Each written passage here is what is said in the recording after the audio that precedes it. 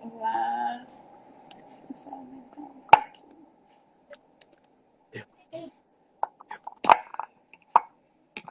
Olá.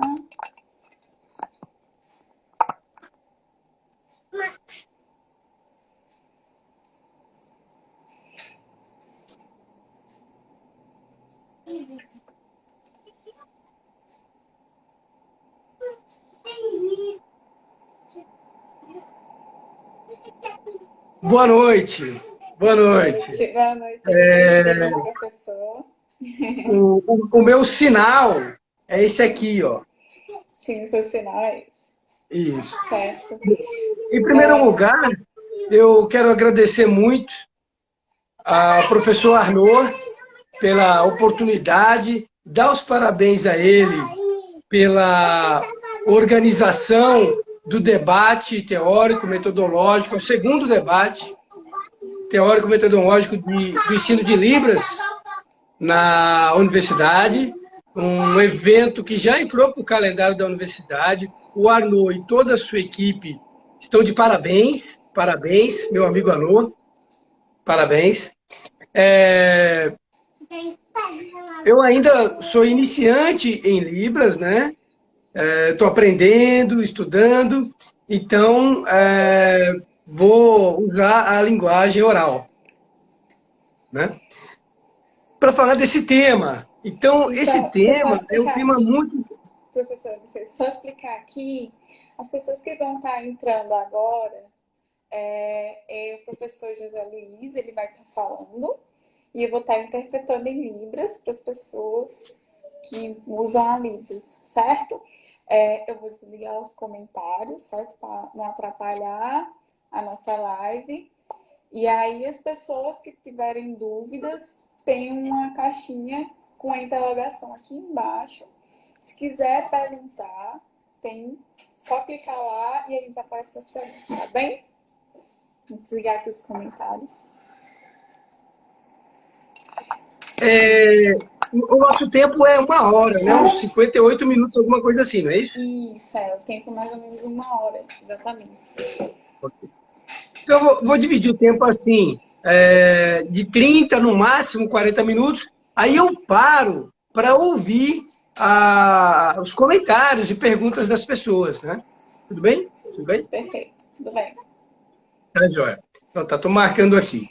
Bom, pessoal, então já agradeci e dou os parabéns a toda a equipe que organiza esse evento. Evento muito importante na nossa universidade. O professor Arnaud está de parabéns. E para mim é uma honra participar do evento. Ano passado a gente participou lá no auditório do NIAT, né?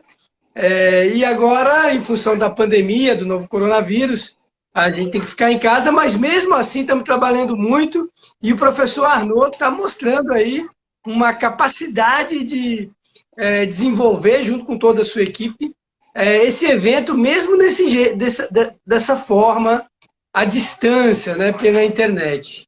Bom, esperamos que logo passe essa pandemia do coronavírus, né? Esse é o sinal do coronavírus. Esperamos que logo passe essa pandemia para que a gente possa se encontrar e retomar atividades que são mais gostosas de fazer de maneira presencial e também voltar a poder abraçar as pessoas, cumprimentar, apertar a mão, né? Porque o mundo está mais chato agora, o Brasil está mais chato com esse distanciamento social. Mas é necessário nesse momento, vamos esperar um pouquinho, ficar em casa, aí depois a vida vai voltar ao normal, né? Bom, então agora eu vou entrar no assunto e a ideia é falar uns 30 minutos, um pouquinho mais, 35 minutos, desse tema, para depois ouvir vocês. Então vamos lá, o tema que o professor Arnaud propôs é o tema da inclusão na extensão universitária, os desafios para a inclusão e os avanços e desafios para a inclusão na extensão universitária. Antes de entrar diretamente no assunto da extensão universitária, eu quero falar de exclusão e inclusão, mas no sentido mais amplo da ideia de inclusão e exclusão. Em primeiro lugar, as sociedades humanas, mas vou falar só do Brasil, vamos ficar só no Brasil, mas a história da humanidade é a história da exclusão.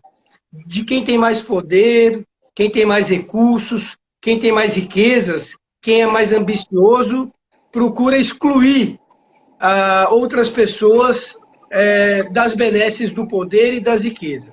A história da humanidade, ela infelizmente, mostra que processos de exclusão são constantes na história da humanidade. E para a gente falar do Brasil, nós temos vários tipos de exclusões. Vários tipos de exclusões. A exclusão é uma permanente no Brasil, inclusive hoje. Né? Mas voltando aí um pouco mais de 100 anos, os negros no Brasil, há 130 anos atrás, eram escravos no Brasil. Eles eram excluídos de toda a política social, econômica, de toda qualquer possibilidade de fazer parte da nossa sociedade. Inclusive, não eram considerados nem cidadãos, pela lei da época. Pela lei do século XIX, no Brasil, antes da República, os negros não eram considerados cidadãos. E até a igreja não os reconhecia como pessoas portadoras de uma alma que pudesse ser salva por Deus. Então tinha esse elemento cultural da exclusão muito forte no Brasil no século XIX.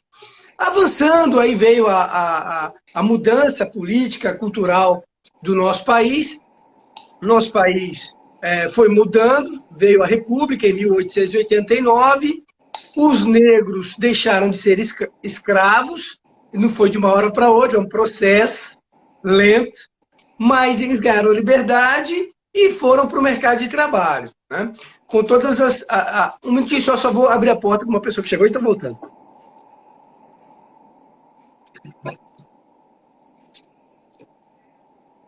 Pronto. Então, aí no início do século XX, o que nós temos? No início do século XX, veio a República, né?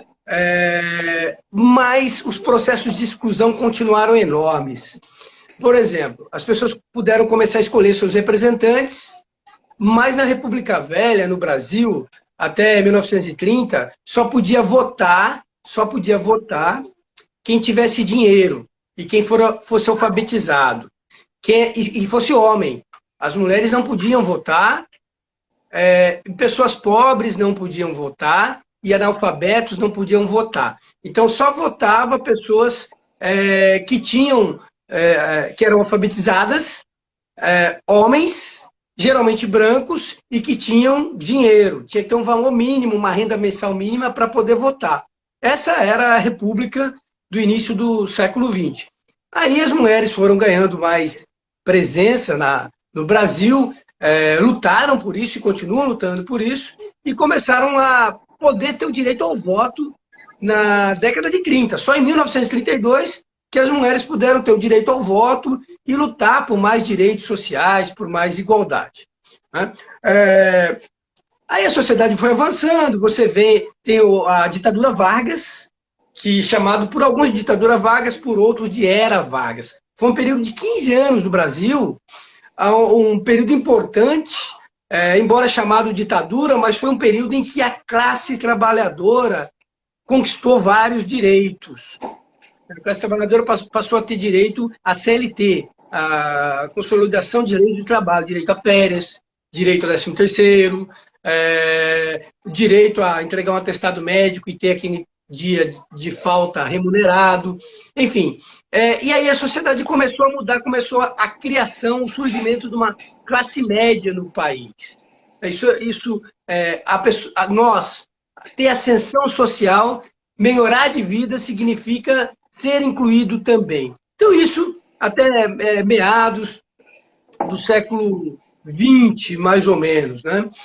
Você tem um processo de ascensão de algumas classes trabalhadoras. Você tem um regime ali, Getúlio Vargas foi considerado o pai dos pobres, ele era conhecido como pai dos pobres, porque antes dele o trabalhador não tinha vez nenhuma. Né? O regime de trabalho no Brasil era quase que escravo. As pessoas trabalhavam e tinham pouquíssimos direitos. E tem um livro da Maria Silvia de Carvalho Franco, que ela fala que não era essa realidade do trabalho mal pago, era uma realidade de todos os brasileiros pobres, negros e brancos. Tem um livro dela que chama-se Homens Livres na Ordem Escravocrata, onde ela mostra que os brancos pobres tinham uma vida tão ruim quanto os escravos do século XIX no Brasil. Então, na verdade, o nosso país, o Brasil, é um país extremamente desigual. Até hoje, essa pandemia está mostrando o tamanho da nossa desigualdade, né? Mas é um país que sempre teve esse elemento da desigualdade. E as elites econômicas do nosso país, as elites econômicas, que o correto é falar de várias elites. Nós temos as elites econômicas, a elite política, a elite intelectual, né? Tem gente que faz parte de 2 ou 3 elites ao mesmo tempo. E tem pessoas que só compõem uma parcela da elite, né? Das elites.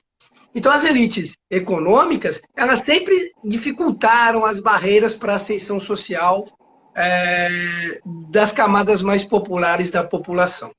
E através da política, através de ações políticas. Então, o período Vargas foi importante, que houve uma melhora política das condições de reconhecimento do valor do trabalho das pessoas, do trabalhador. O trabalhador começou a ter mais direitos, ter férias remuneradas, começou a ter também direito à folga semanal, e assim por diante, né? 13º, que é muito importante também para o trabalhador. E viramos aí a segunda metade do século XX. Segunda metade do século XX, vejo que até agora eu não falei nada de deficientes, ou de pessoas surdas, ou de pessoas cegas, pessoas que estão excluídas de muitas instituições e de muitos espaços na nossa sociedade. Por quê? Porque até 40, 50 anos atrás,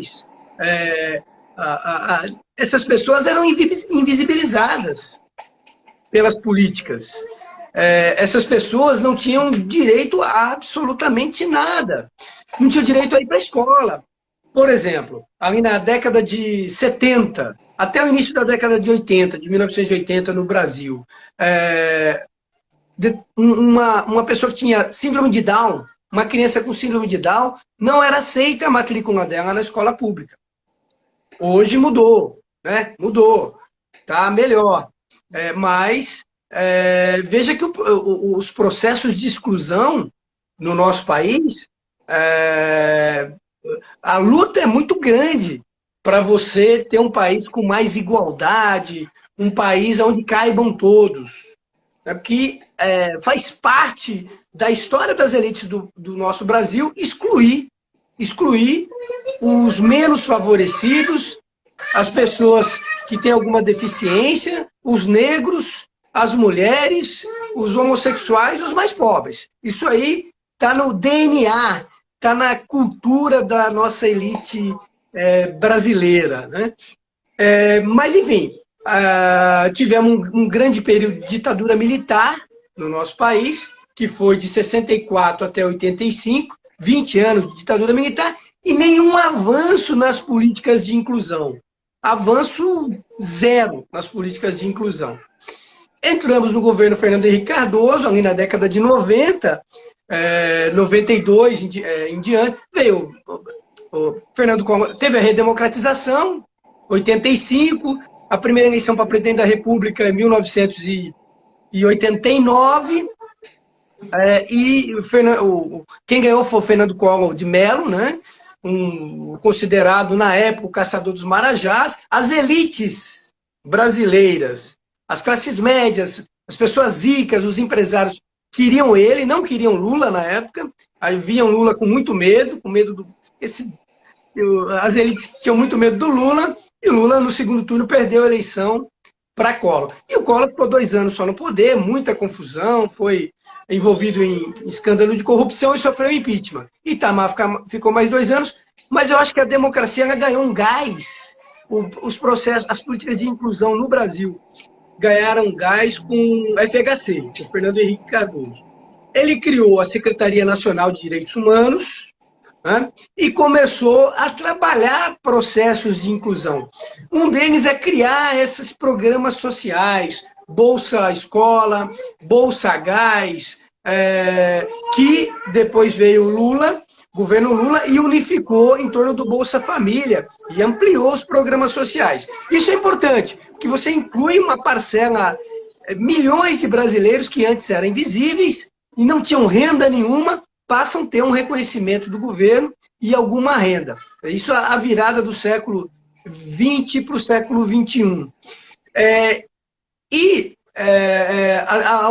A inclusão, pessoas com deficiências, pessoas surdas, elas começam, vejam que a legislação, ela começa a modificar na virada do século XX para o século XXI.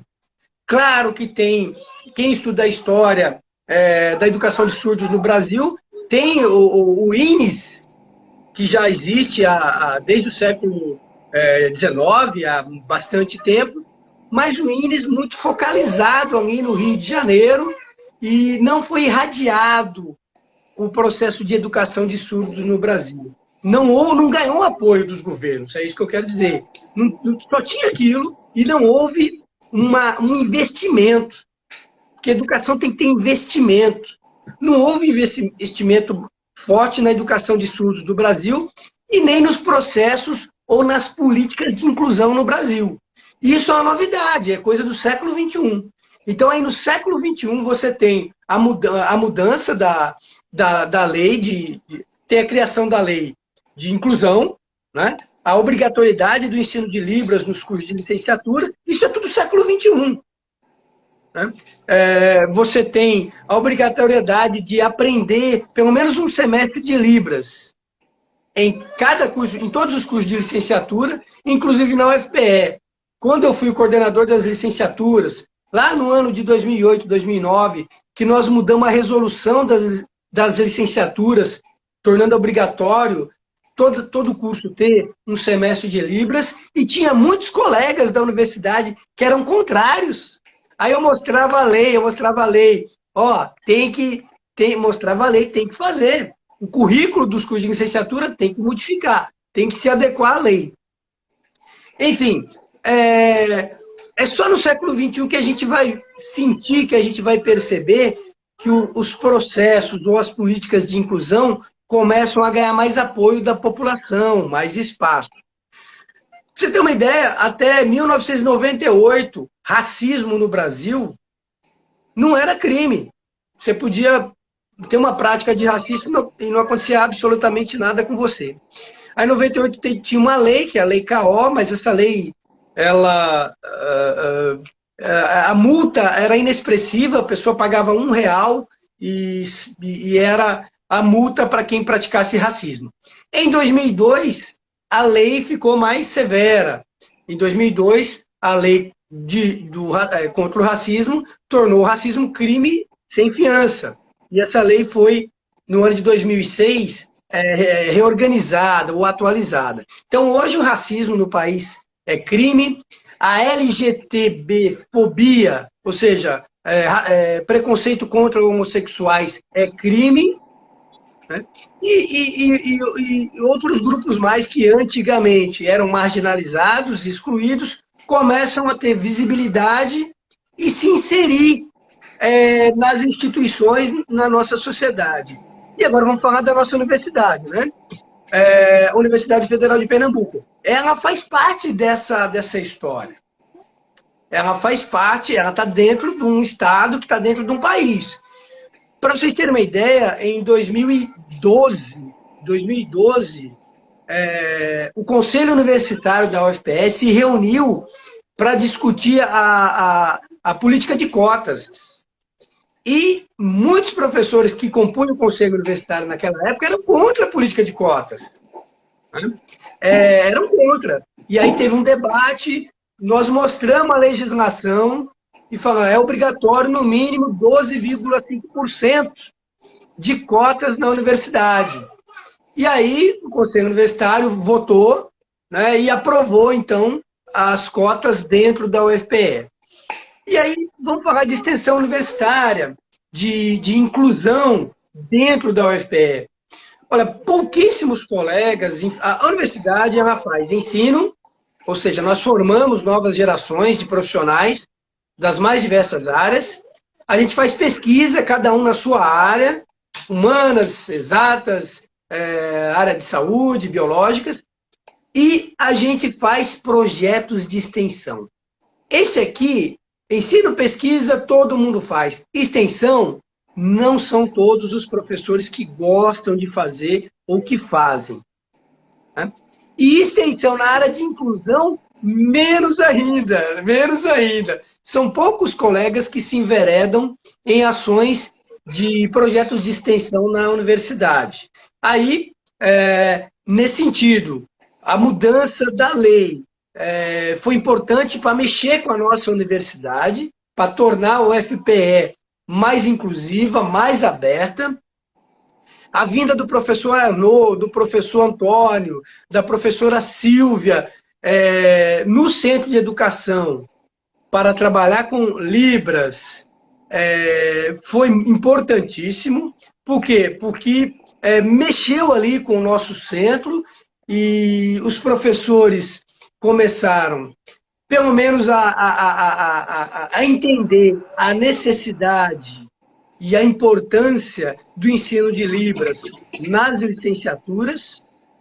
Não é só uma questão de cumprir a lei, mas uma questão de você ter um ambiente com mais, um ambiente democrático, né? E um espaço com mais inclusão.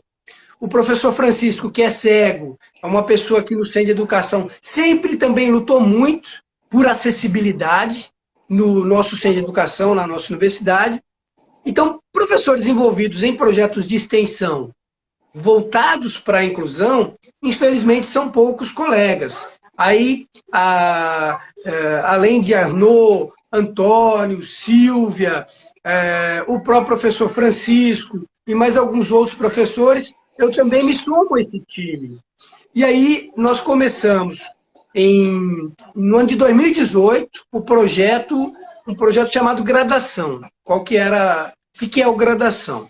É um projeto de extensão universitária, voltado a preparar jovens de escola pública, estudantes da escola pública, estudantes carentes, né, que vêm de uma classe social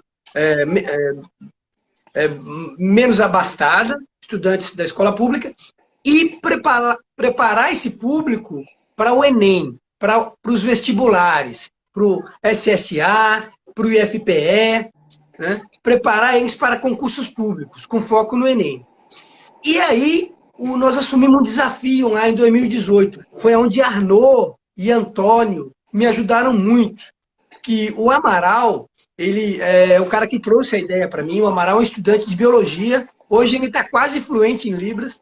Ele trouxe essa ideia, a gente fez o projeto e começamos no ano passado a trabalhar com uma sala com intérpretes de Libras na sala, para receber estudantes surdos. Que o estudante surdo, ele não fala a língua oralizada. Ele precisa do intérprete. Então não adianta, eu posso ser o melhor professor de matemática ou de física do mundo. Mas se eu não sinalizar a equação, o gesto, o raciocínio, o estudante surdo ele não vai entender. E aí vem a importância, então, do personagem do intérprete de Libras, dos tradutores e intérpretes de Libras no projeto Gradação. Tem Yasmin, tem Bruno, que estão desde o início trabalhando como intérpretes voluntários no nosso projeto Gradação, que funciona lá no Centro de Educação.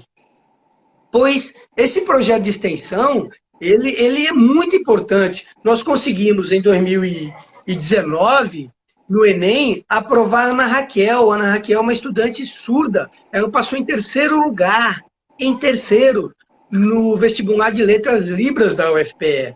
E foi estudante nossa do Gradação, estudou com a gente, se qualificou, e agora ela já é intérprete de Libras da Prefeitura de Paulista. E é estudante da UFPE. E um outro nome que eu quero destacar é o Jadilson. O Jadilson estudou com a gente também, fez o Enem e foi o primeiro colocado nas vagas de cota na Federal Rural de Pernambuco para licenciatura em Química. Então, nós conseguimos, além também, 2 estudantes surdos ter um destaque no Enem ano passado e no vestibular de Letras Libras do ano passado. Esse é um dos resultados do projeto Gradação. Além disso, tinha um público de estudantes transexuais que não conseguiam participar de nenhum cursinho de pré-vestibular. Por quê? Porque eles sofriam preconceitos, porque eles eram discriminados. Pois nós recebemos esses estudantes transexuais lá no projeto Gradação, qualificamos, e vários deles hoje estão na universidade. Vários. Vou destacar aqui só a Nayane. A Nayane tirou quase nota 1000. Ela tirou 960 em redação do Enem. Uma pessoa extremamente inteligente, se preparou com a gente, mas não tinha espaço para fazer um pré-acadêmico em outra instituição por conta da opção sexual dela, por conta da condição pessoal dela, por conta dela ser transexual.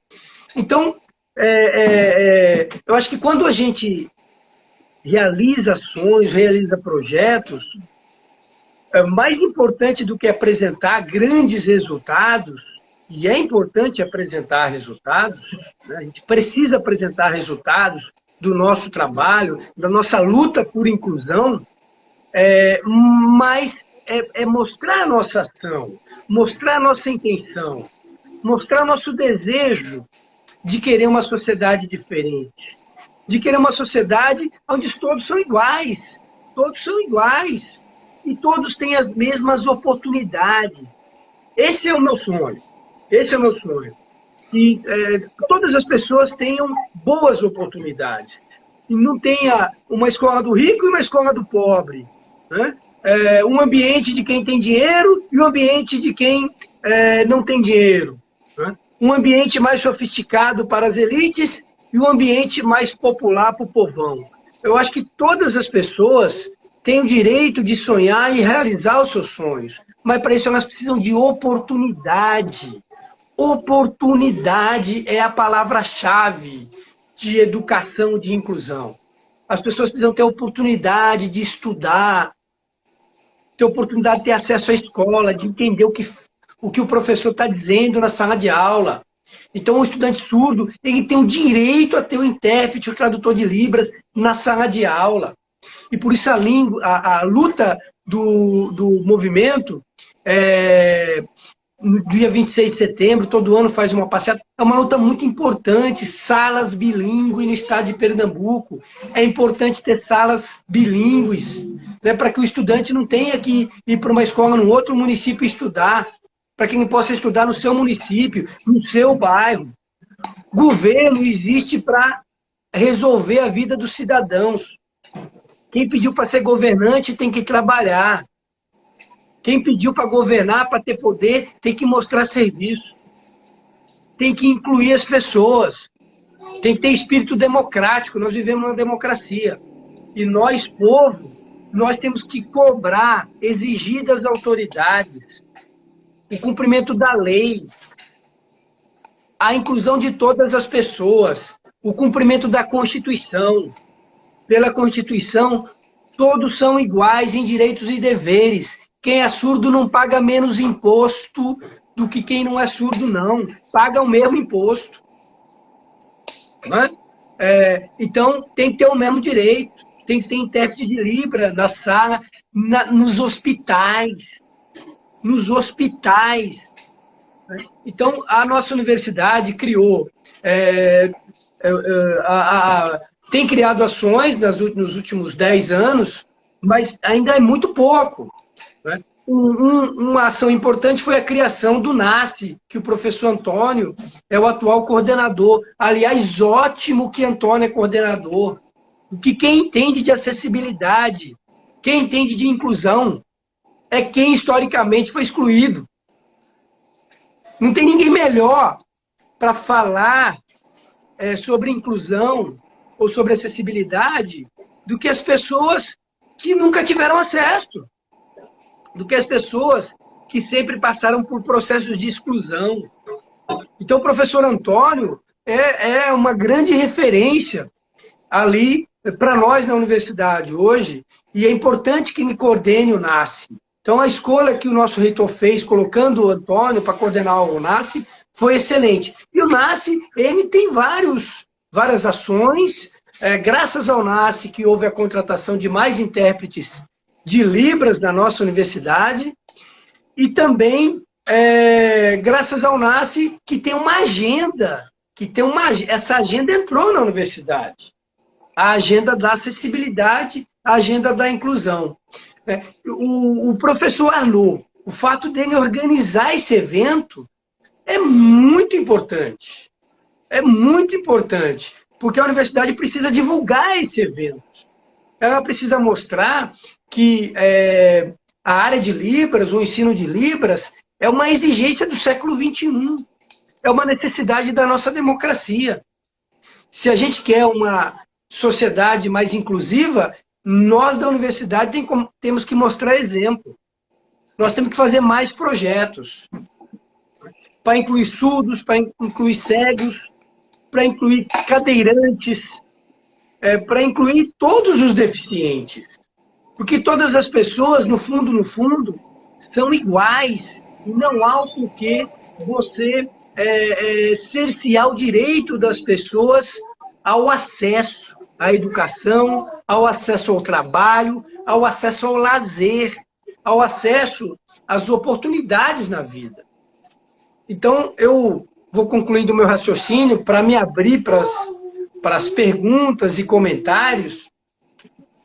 Eu vou concluir o raciocínio dizendo o seguinte: esse livro aqui, O Processo Civilizador, do Elias, eu utilizei ele muito durante o meu doutorado, para entender como as civilizações, como as sociedades, elas têm uma dinâmica de luta pelo poder e muitas vezes, ou na maioria das vezes, essa luta pelo poder ou pelo estabelecimento de um padrão de poder, de um sistema de governo, deixou à margem, deixou de lado processos de inclusão social de setores da sociedade. É o caso das mulheres, é o caso dos negros, é o caso dos deficientes, é o caso do público LGBT. Então, o processo civilizador, ele historicamente foi um processo excludente. Historicamente. Agora, cabe a nós, que fazemos parte da civilização, modificar essa história, mudar essa história a cada dia, a cada ano no nosso trabalho, fortalecendo projetos de extensão que sejam, que acontecem na universidade, e aí desafios e avanços. Eu acho que teve alguns avanços, eu citei alguns deles: a criação do NASCE, a mudança na lei dos cursos de licenciatura na nossa universidade, tornou ensino de Libras obrigatório por um semestre em todas as licenciaturas, o projeto que eu trabalho, e eu coordeno, graduação, e outros projetos também encampados pelo professor Antônio, Silvia, Arnaud, e outros professores também lá do CAC, que tem projetos de inclusão. Então, teve avanços na UFPE, na nossa universidade. E quais os desafios? Os desafios, para concluir, manter um processo de mudança, manter um processo de luta para que o direito às oportunidades iguais seja uma prática constante da nossa universidade. Não seja apenas uma política pontual, mas que seja uma prática constante. O direito às oportunidades, o fortalecimento da acessibilidade e a inclusão na UFPE. Acho que esse é o nosso desafio: tornar a nossa universidade cada vez mais acessível, mais inclusiva, mais dinâmica e que gere mais oportunidades para as pessoas que historicamente foram marginalizadas, discriminadas ou desfavorecidas pela nossa civilização. Pronto. Concluí o raciocínio e estou à disposição para ouvir, comentar, né? E aprender também com vocês. Bom, professor, agora eu vou abrir para as perguntas, né? Tem algumas perguntas. E vocês também, se quiserem perguntar, também, a gente está aberto. Vamos para a primeira pergunta.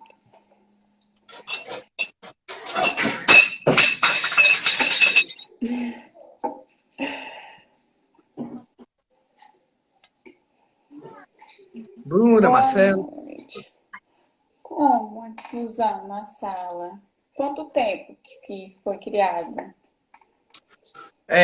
O projeto Graduação foi criado em 2008 e nós começamos ele em fevereiro de 2009.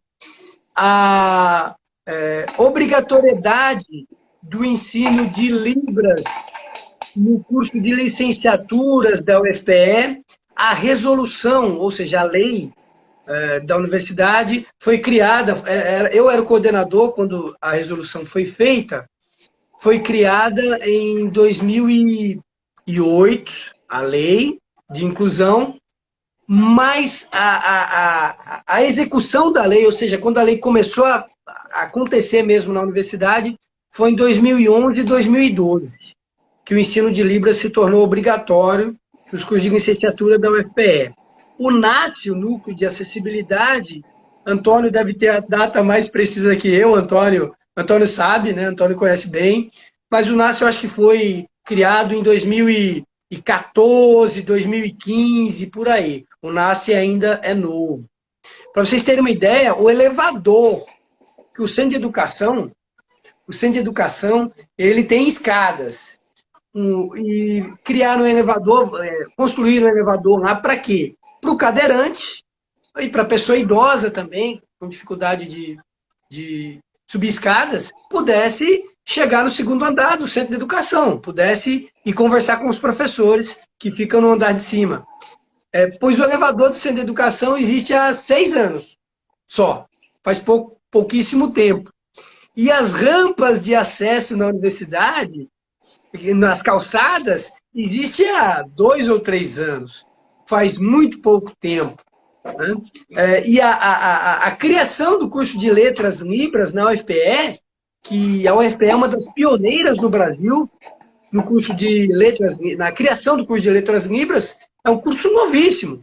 Eu acho que tem 6 ou 7 anos a criação do curso de Letras Libras na UFPE. Então, há pouco tempo tem essas políticas ou ações de inclusão na nossa universidade. E daí a importância da gente continuar lutando e cobrando para ampliar essas ações de inclusão e acessibilidade na UFPE.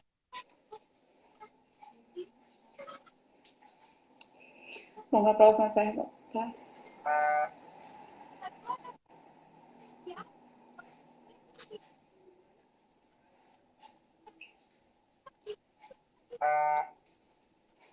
Ótimo, parabéns. Ok, Everton, obrigado. Patrícia, obrigado. Antônio, Tenório, legal. Soraya, Débora, obrigado. É verdade, eu entendi. Muito obrigada. Legal, espero ter sido claro. Ok. Pronto, deixa eu ver se tem. Pronto. Acabaram as perguntas. Não tem mais perguntas.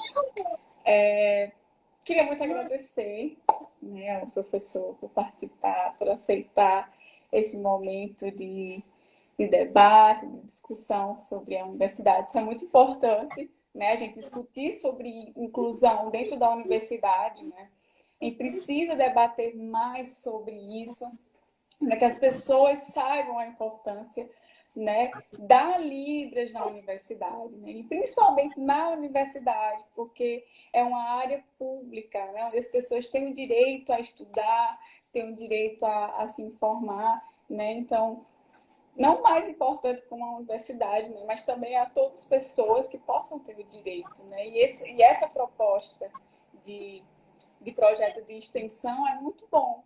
É uma oportunidade para essas pessoas, uma oportunidade para essa classe que sofreram opressões, né, de exclusão, que eles possam ter a oportunidade de participar, né, de entrar nas universidades. Professor, tem mais perguntas, tudo bem? Tudo bem, claro.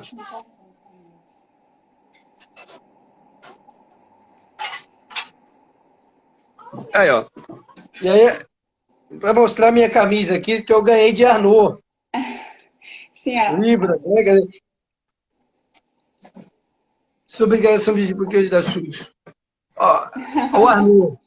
o Arnaud está perguntando sobre a gradação, que é o projeto, tem o objetivo de ajudar os SUS. Por quê? Né? Olha, Arnaud, muito obrigado pela sua pergunta. Eu sou de uma infância muito pobre, de muita exclusão. Eu perdi o pai quando eu tinha 5 anos de idade. Minha mãe ficou viúva com 3 crianças pequenas e ela era do lar, empregada, trabalhava em casa, enfim. Então eu comecei a trabalhar muito cedo, com 11 anos de idade. E eu morava na periferia, numa comunidade, e sempre senti muito na pele, apesar de ser branco, né? E apesar de falar, escutar, e não ter nenhuma deficiência física, mas eu convivia com pessoas que tinham deficiência, né? E via a dificuldade que essas pessoas passavam na comunidade que eu vivia, e a dificuldade que eu vivia, eu me sentia, no fundo, excluído também, né? Excluído do ponto de vista social, do ponto de vista de não ter acesso a algumas coisas que as crianças, os adolescentes de classe média tinham acesso, né? Tanto que um dos projetos que eu tenho de extensão universitária é os Pirraias da Periferia.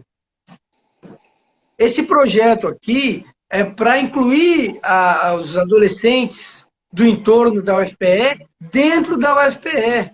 Então, aí por que ajudar os surdos?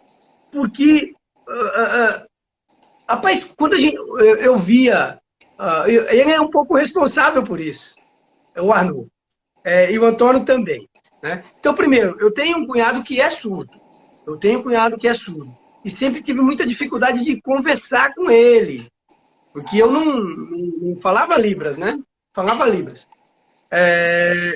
E aí, quando o Antônio e Arnaud começaram a trabalhar na universidade, Silvia também, eu fiquei, assim, eu queria falar um bom dia para Antônio, uma boa tarde para Arnaud, e eles falam Libras. Então, quer dizer, alguém tem que dar o primeiro passo para a comunicação acontecer, né? E quem tem que dar o primeiro passo é eu. Aí eu comecei a fazer parte da comunidade surda, na verdade é isso. Eu entrei para a comunidade surda, hoje eu tenho vários amigos surdos, dialogo com vários amigos que são da comunidade surda, e comecei a perceber que a bandeira deles, a bandeira da comunidade surda, a nossa bandeira, é a bandeira por democracia, por igualdade de oportunidade, é a bandeira por inclusão, é a bandeira pelo fim do preconceito, da discriminação. Ou seja, são as bandeiras que eu sempre empunhei desde criança. A bandeira por mais oportunidades e por mais igualdade na nossa sociedade. Então, acho que ajudar os surdos, para mim, é em função do que eu sempre acreditei, em função da história da minha vida. Sempre foi ligado a estar junto com os excluídos, junto com os marginalizados, junto com os que não têm acesso, os que não têm oportunidade. Então, eu sempre fui desse ambiente. E por isso eu me sinto bem nesse ambiente, mas eu acho que a gente tem que fazer parte dos outros ambientes. A gente não tem que ter uma sociedade de pessoas, de elites e de pessoas excluídas. A gente tem que ter uma sociedade onde todos tenham igualdade de oportunidades. Educação está muito ligado à oportunidade. Mais acesso à educação significa ter mais oportunidades na vida. Então, eu continuo empunhando essa bandeira, a bandeira da igualdade de oportunidades. Bom, tem mais perguntas?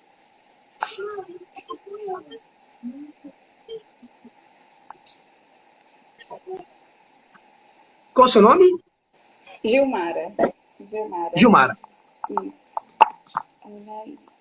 Olha, o Lúcio fez uma pergunta: o que eu acho do atual governo, educação dos surdos no atual governo? Olha, uma coisa é o gesto que o Bolsonaro... Pronto, pode falar. Bom, já dizia o filósofo, uma coisa é uma coisa, outra coisa é outra coisa. Então, aquela coisa da Michele Bolsonaro é ligada ao Ministério da Inclusão na igreja dela, e dela fala Libras, e dizer que vai ser um governo melhor para os surdos e para a inclusão, foi um momento bonito, foi um gesto bonito, foi legal. Mas a prática, quem conhece a história do Jair Bolsonaro na política no Brasil, e eu conheço, ele foi 28 anos deputado federal, ele nunca defendeu a bandeira de inclusão. Ele não fez um projeto de lei na história dele, de 28 anos de deputado, para dar oportunidades para os setores excluídos da nossa população. O histórico dele é de ser machista, ser racista, ser homofóbico e favorecer a elite branca. Esse é o histórico dele, é só acompanhar a trajetória dele, as declarações que ele deu. Então, eu não estou vendo muita mudança, melhoria nenhuma na educação do país. Melhoria nenhuma, em nenhum setor. O governo Bolsonaro é o governo da confusão. Ele já trocou o ministro da Educação, ele já trocou o ministro da Saúde 3 vezes, hoje saiu a secretária nacional de Cultura, ele acabou com o Ministério da Cultura, né? A verdade é essa. Então, para a educação dos surdos, que precisa avançar muito no nosso país, precisa de investimentos, precisa ter uma Secretaria Nacional de Educação de Surdos com verba, com lei atualizada, para que as escolas do Brasil sejam escolas bilíngues. Todas as escolas. Nós não queremos escola militar, não. Quem quer escola militar vai para o Exército, para a Marinha ou para a Aeronáutica. Nós precisamos de escola bilíngue. Isso sim é você melhorar a educação de surdos no Brasil. Né? Então, eu acho que está muito aquém do que o Brasil precisa e a comunidade surda espera. A política de educação de surdos do governo Bolsonaro. Eu lamento. Acho uma pena, mas vamos lutar para que haja mudança no futuro.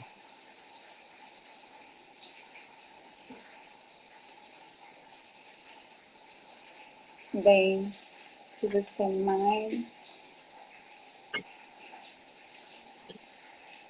Sem falar, né, que ano passado o ministro da Educação disse que na universidade professores fazem balbúrdia, tem plantação de maconha, enfim, essa desqualificação da universidade e da ciência por parte do governo Bolsonaro é um episódio muito triste para ele, em primeiro lugar, e para a história do nosso país. Nós, da universidade, vamos continuar firmes e fortes, cumprindo o nosso papel. Professor, estão pedindo para que você depois tire uma foto do livro que você tem para indicar, e aí a gente coloca aqui nos stories, ou a gente coloca aqui nas publicações dos livros, para que as pessoas possam se informar também. Os livros. Tem esse aqui também, esse aqui é minha tese de doutorado. Ou seja, essas informações que eu coloco aqui, esses dados que eu coloco aqui, não são coisas da minha cabeça, soltas. Eu pesquisei para poder falar isso. a história da exclusão, a história de um país onde as elites sempre tiveram um privilégio e a grande maioria da população sempre foi excluída, isso está mais que comprovado.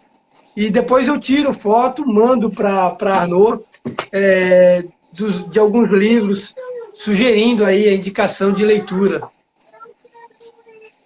Perfeito, então, professor. Muito obrigada, de verdade, pela participação e eu agradeço pela sua colaboração, pelas suas explicações, foram maravilhosas, né? Eu acredito que abriu muito o pensamento de muitas pessoas, né? E que contribui, né, para esse desenvolvimento e para essa luta na educação de surdos, né? Muito boa a sua participação, muito obrigada, de verdade. Muito obrigado. Um forte abraço, parabéns a toda a equipe do IEL, parabéns pela organização desse evento. Parabéns, Arnaud e toda a equipe. E obrigado pela oportunidade. Muito obrigada, professor. Boa noite. Até mais. Boa noite. Tchau, tchau.